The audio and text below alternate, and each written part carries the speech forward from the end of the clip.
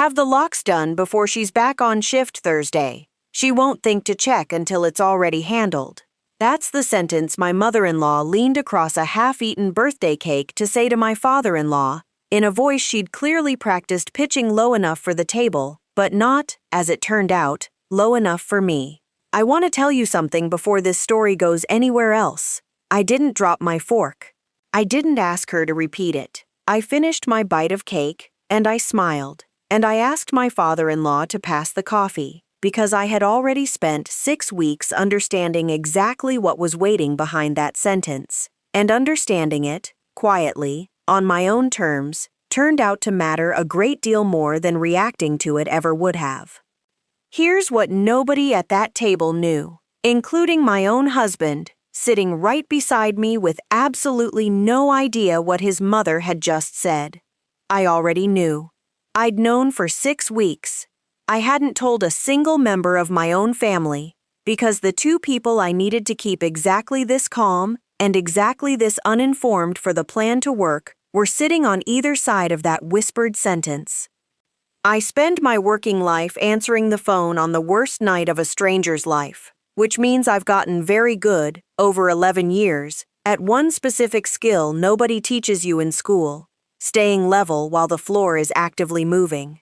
I'm a public safety telecommunicator, a 911 dispatcher, if that's the term you know, and I run the overnight shift for a mid-sized county system. My father was a beat cop for 22 years before he passed, and the last thing he ever said to me over the radio, on the last shift I ever got to hear his voice on, was the same thing he said at the end of every single shift of his career: all clear, go home safe. I say it myself now, every night, into a dead radio in an empty room, and I promise you, by the end of this story, you'll understand exactly why that sentence matters more than it should. My name is Delia. I go by Kessler now, my husband's name, which is also, unfortunately for the 2 people who whispered that sentence over my birthday cake, the exact name they'd been quietly borrowing for 12 years. Welcome back to Quiet Reckoning, where the patient ones finally get to tell the whole story, start to finish. If you like your justice slow, procedural, and completely airtight by the time it lands, settle in, drop a comment, and tell me where you're watching from, and hit subscribe, because this one has a closing date, and we are getting there together. Let me take you back 6 weeks. I'd bought my own house 4 years before I met my husband, Theo, a small 2-bedroom on a quiet street with a detached garage he eventually turned into a workshop for the HVAC business he built from a single-used van into a company with 6 trucks on the road. We got married 2 years ago. Our daughter Ren is 4, loud in exactly the ways I hope she stays loud her whole life. And our next-door neighbor Gus Petrosky, a retired postal inspector who walks an elderly beagle named Duke past our porch every evening at 6, has appointed himself something between a grandfather and a night watchman for the whole block, whether we asked him to or not. Theo's parents, Roland and Estelle Kessler, own a small chain of appliance stores across 3 counties, a business Roland's father started, and that Roland has spent 40 years running the way he runs everything, which is to say, cheerfully, publicly, and just successfully enough that nobody in Theo's family has ever once had to ask a hard question about where the money actually goes. Estelle handles what she calls the family side of things, which I came to understand, over the 6 years I've known her, means she is the one who remembers every birthday, hosts every holiday, and has never once, in all that time, been asked to produce a receipt for any of it. I've always been the fixer in that family, a role I inherited the way you inherit most roles you never actually applied for, by being competent in a crisis and mistaking that for an invitation to be competent in every crisis after it. Flat tire at 2 in the morning, call Delia. Insurance claim that got denied, call Delia. It's what family does, Estelle used to say to me, warmly, every single time, in a tone that made it sound like a compliment instead of what it actually was. which was a job description nobody had ever discussed the terms of.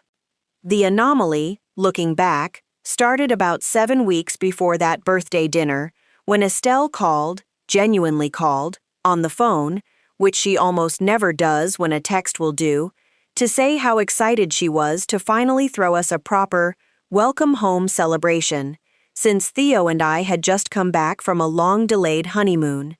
She'd never once used the phrase proper celebration about anything involving me before.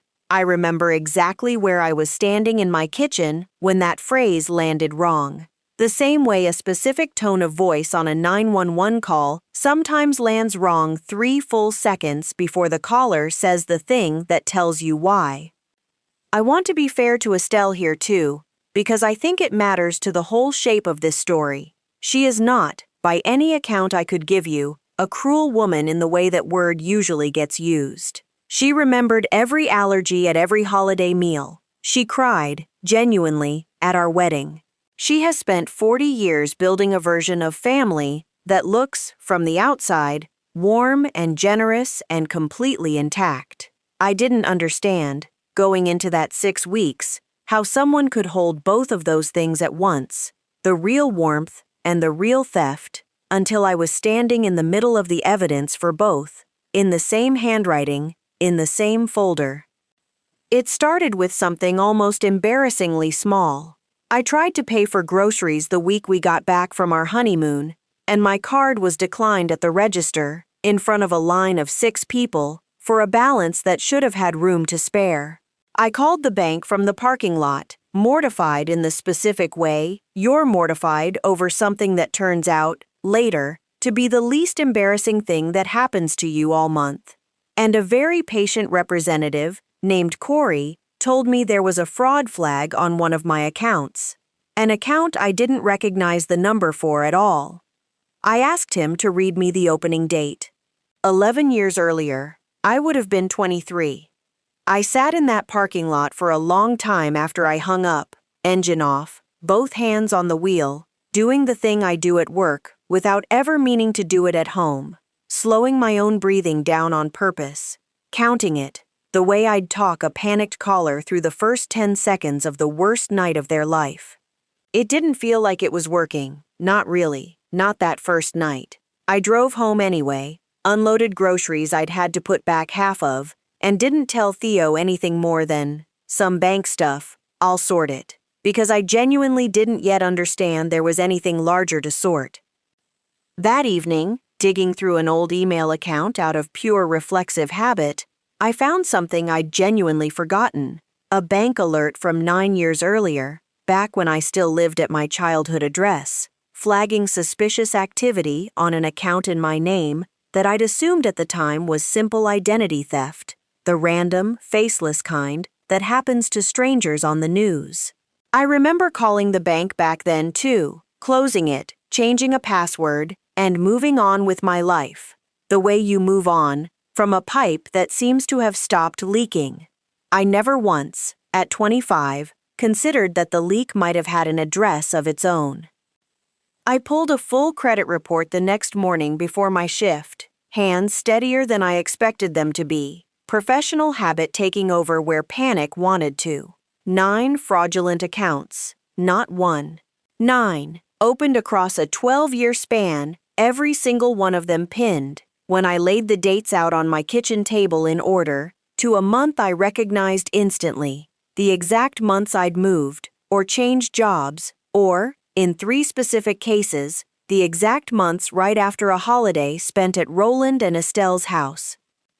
I want to be honest about the moment this stopped being abstract for me. It was seeing my own maiden name, Fontaine, on an account opened the year I turned 23. A full year before Theo and I even started dating, which meant, whoever had done this, they had started doing it to me before I was even legally a Kessler. That single fact rearranged the entire shape of the problem in my head.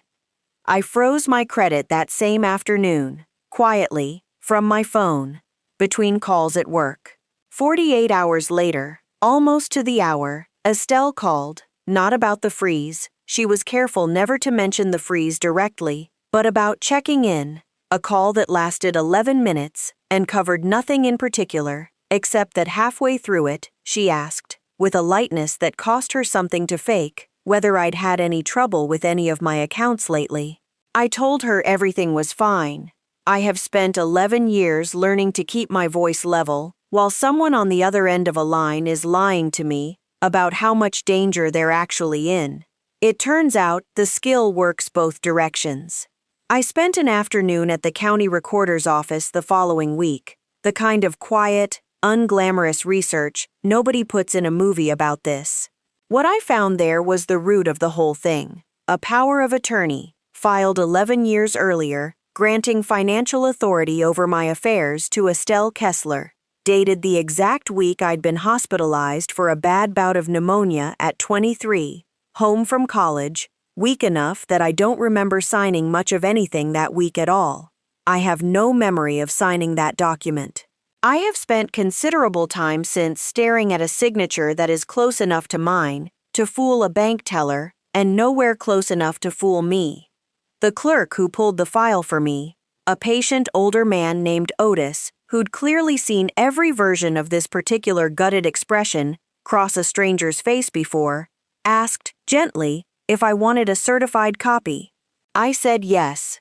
I remember standing at that counter, thinking about how strange it was that the exact week I'd been too sick to sign my own name, for real, someone I trusted had used that weakness as an opening, and how long it had taken 12 years for the paper trail to finally catch up to what my body had already known, somewhere underneath, for a very long time. That something about that hospitalization, about the flowers Estelle sent, and the soup she dropped off, and the folder of paperwork she'd offered, so helpfully, to just handle for you while you rest, had never quite sat right.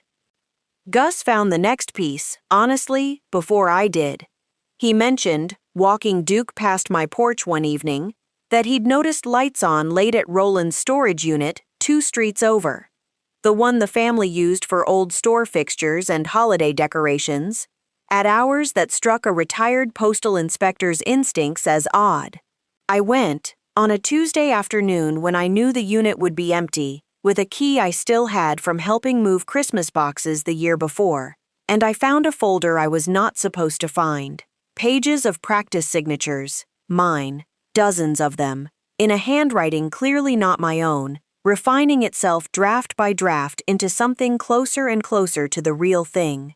And, folded into the back of the same folder, a second set of documents entirely, bank statements belonging to Roland's elderly aunt, Faye Doyle, 81 years old, living alone 2 towns over, showing a pattern of withdrawals that made my stomach turn in an entirely new direction. Whatever this was, I was not the only person it had ever happened to.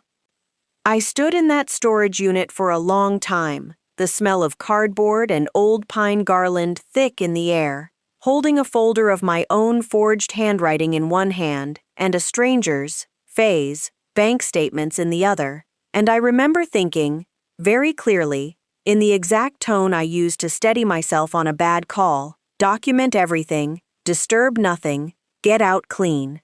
I photographed every page, careful to leave the folder precisely as I'd found it, tucked at the same angle behind the same box of ornaments, and I drove home with my hands tighter on the wheel than they'd been in weeks.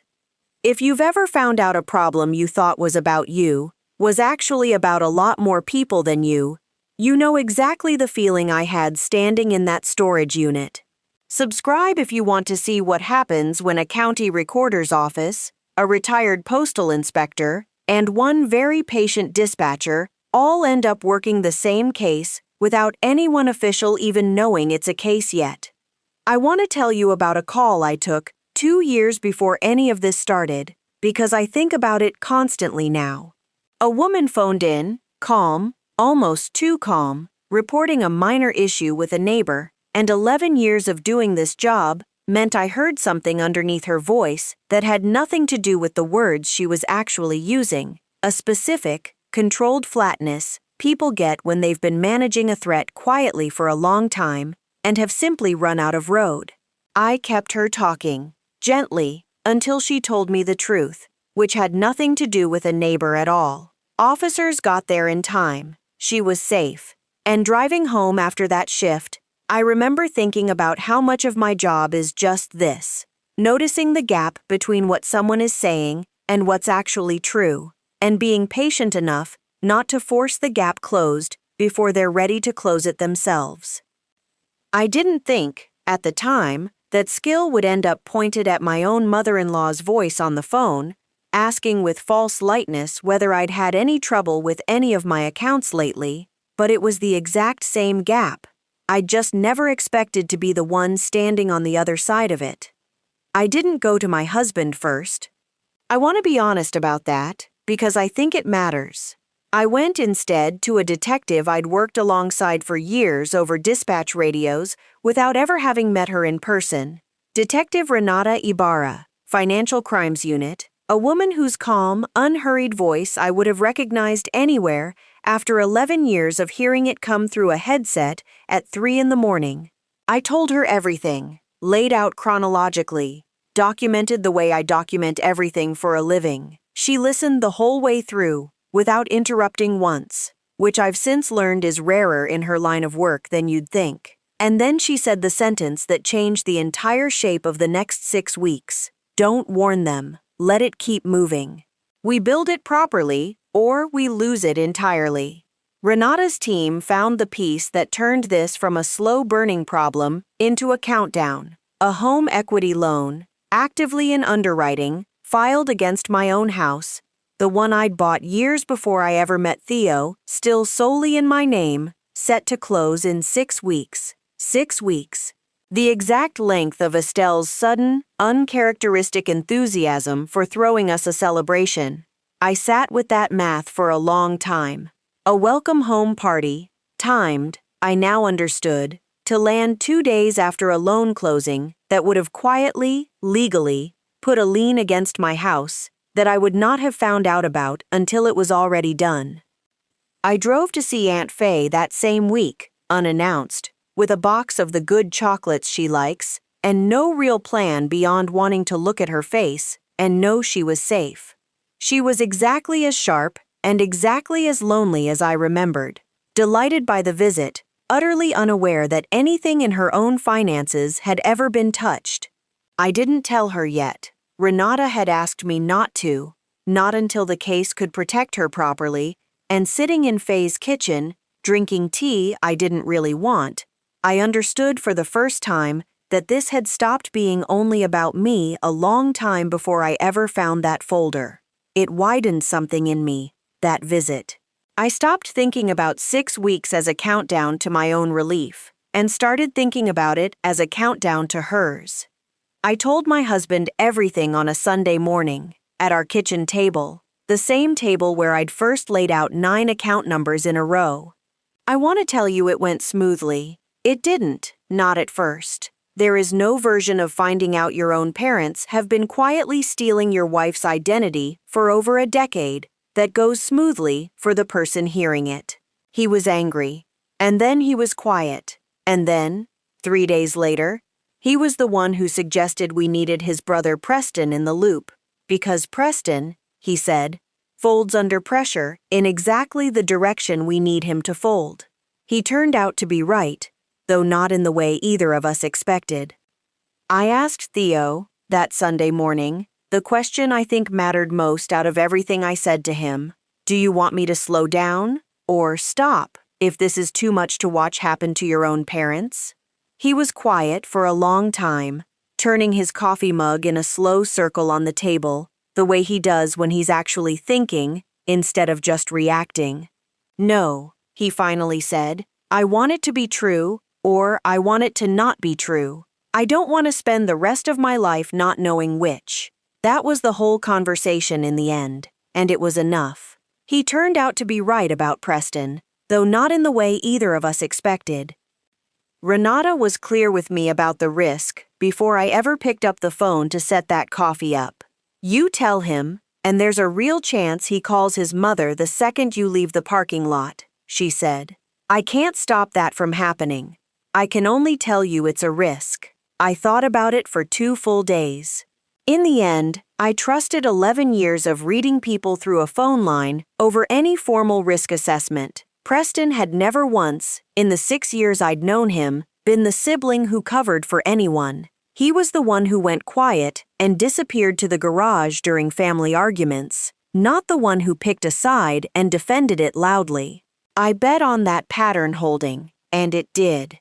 I met Preston for coffee alone, on Renata's advice, framed as nothing more than a casual sister-in-law check-in. I didn't accuse him of anything. I asked him, gently, whether he'd ever helped his mother with paperwork over the years. A deliberately soft word, chosen carefully. He went very quiet, stirring a coffee he wasn't drinking, and then he told me, in pieces, that he'd co-signed something for his mother once, years ago, believing her explanation that it was temporary, just until Dad's store financing cleared. He hadn't known about the rest. I believed him, and I still do. And I made a decision in that coffee shop that mattered more than almost anything else in this story. I told him the truth, all of it, and I asked him to simply do nothing differently at all. Attend the dinner, act normal, let this play out the way it needed to. He agreed before I'd even finished asking. I think some part of him had been waiting years for someone to finally ask him a real question about that temporary signature. In the 2 weeks before the dinner, I did one more thing, on Gus's suggestion, that I think about often now. I quietly emptied the small fireproof lockbox Theo and I kept in our hall closet, the one holding our passports, our marriage certificate, the deed to the house, and refilled it with expired groceries coupons and a stack of old catalogs, roughly the same weight, roughly the same feel if you were moving quickly in the dark. The real documents went into a safe deposit box downtown that only Theo and I had access to.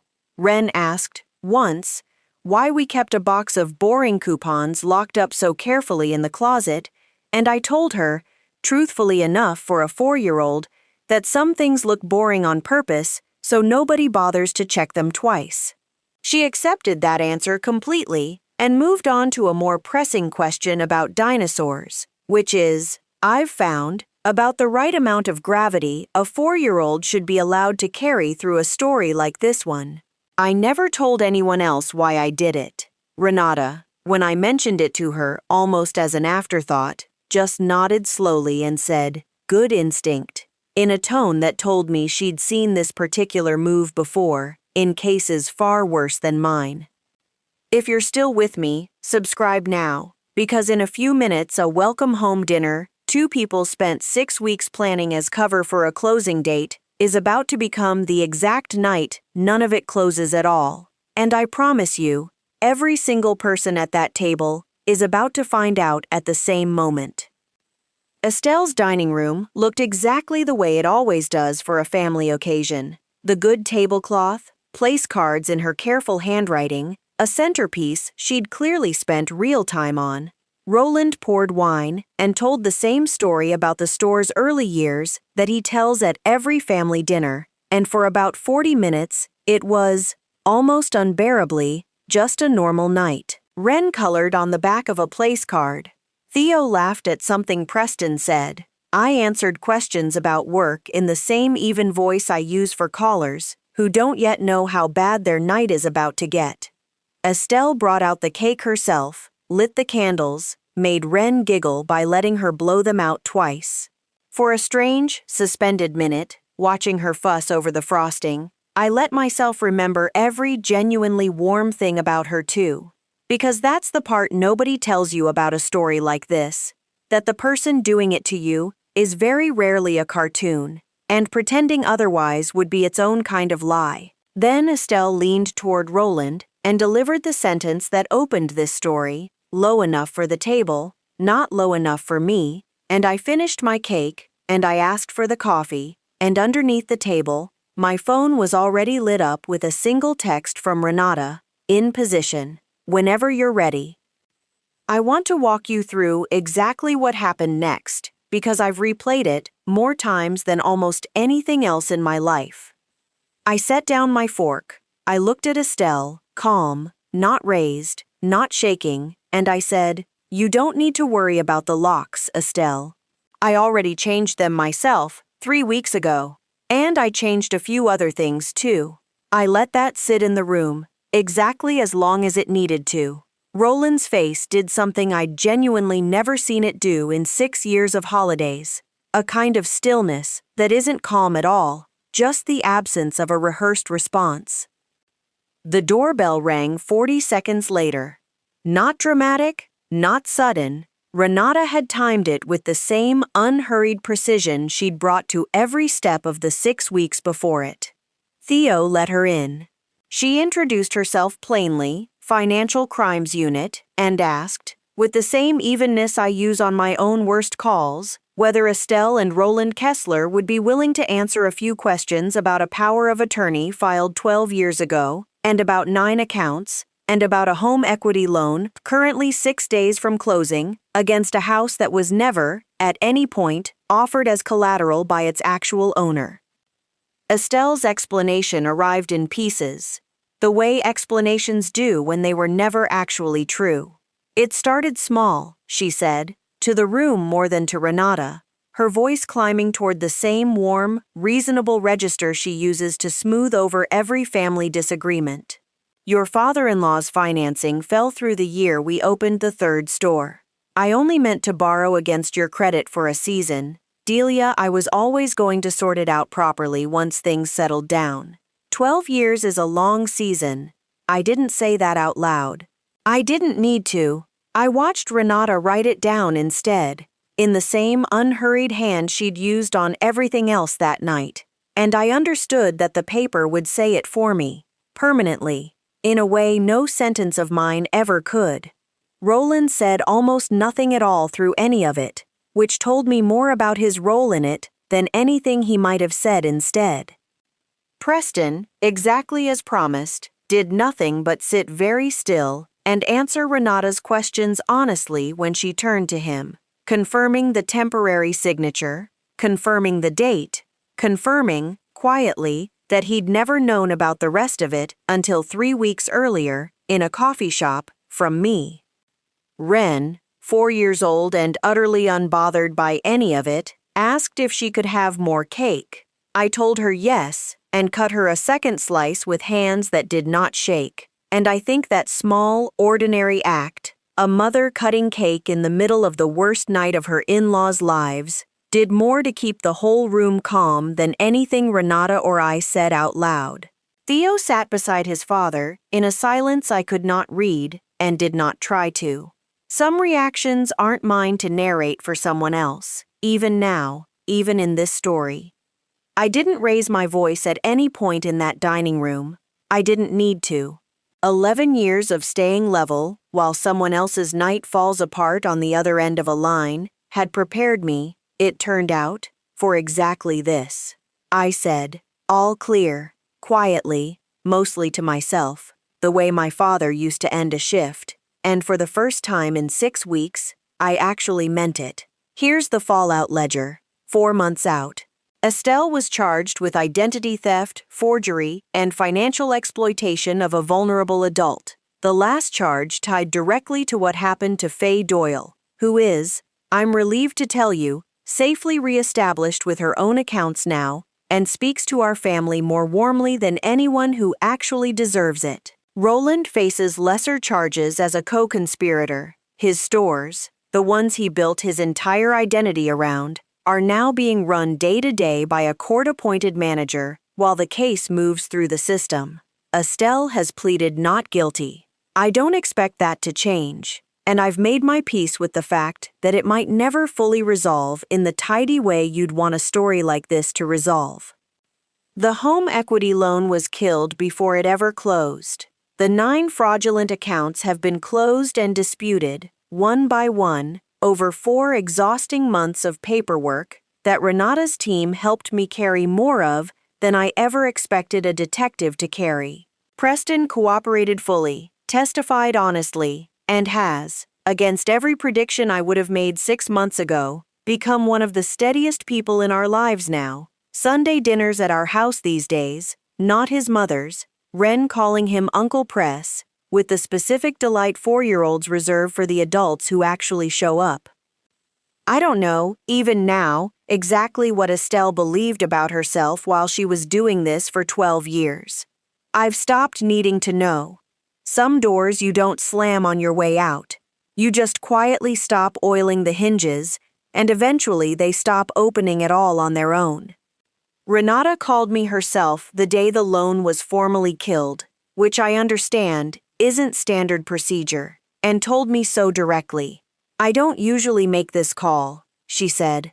I wanted to be the one to tell you it's over. 11 years of hearing her voice through a headset, and that was the first time I ever heard it do something other than stay perfectly level. I sat in my car in my own driveway afterward and let myself cry for exactly 4 minutes, which is, for the record, about 3 minutes and 50 seconds longer than I usually allow myself for anything. We left through the back door that night, the same door Estelle always insisted family used instead of tracking through the front like guests. I didn't think about the symbolism of that until days later, and when I did, I let myself smile about it, alone, in my own kitchen. Some nights, still, I say it to an empty room after my last call clears for the shift, all clear, go home safe, and I think about my father, and about a folder of practiced signatures that never once became close enough to matter, and about a locked box full of expire coupons, doing exactly the job it was built for. Ren asked me, a few weeks after the dinner, why we don't go to Grandma Estelle's house anymore. I told her the truth, sized down to something a 4-year-old could actually hold, that Grandma Estelle had taken things that weren't hers, and that grown-ups have to have consequences too, even when it's hard, especially when it's hard. She thought about that for a second, with the specific gravity small children bring to enormous questions, and said, like a timeout, but longer. I told her that was exactly right. I don't know a more honest way to explain it, even to the adults watching this right now. Gus still walks Duke past our porch every evening at 6. He doesn't say much about any of it, which I've come to understand is its own quiet form of respect. Last week he left a jar of tomatoes from his garden on our step with a note that just said good work, which is, from Gus, roughly the equivalent of a parade.